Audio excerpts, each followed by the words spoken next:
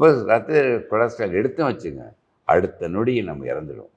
So cholesterol நம்மளை காப்பாற்றி கொண்டிருக்கின்றது. அந்த இதய ரத்தம் போய் தான் இதயத்தை இயங்குது.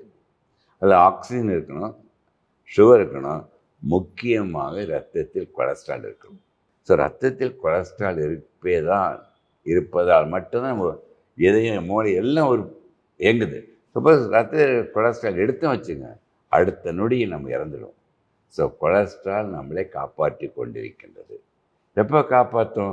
மகிழ்ச்சின்ற உணர்வு என்டாக்ஷன் இருக்கும் பொழுது கொலஸ்ட்ரால் ரத்தத்தில் மட்டும் இருந்து காப்பாற்றிக்கிட்டே இருக்குது. சரி, ஏதோ ஒரு க்ரானிக் ஸ்ட்ரெஸ் உங்களுக்கு, ஏதோ இப்போ இந்த குடும்பத்தில் பார்க்கணும், படிக்கணும், கல்யாணம் பண்ணணும், ஏதோ ஒரு வேலை பளு, இந்த க்ரானிக் ஸ்ட்ரெஸ் இருக்கும்போது என்ன இருக்குன்னு தெரியுமாங்க? இந்த ரத்தத்தில் இருக்கிற இந்த கொலஸ்ட்ரால் உன்னிப்பாக கவனிங்க. ரத்தத்தில் இருக்கிற கொலஸ்ட்ரால் கொஞ்சம் கொஞ்சமாக ரத்த குழாயில் படிகிறது. இந்த வெள்ளையாக படிவது தான் அந்த இரத்த குழாய் அடைப்புக்கு.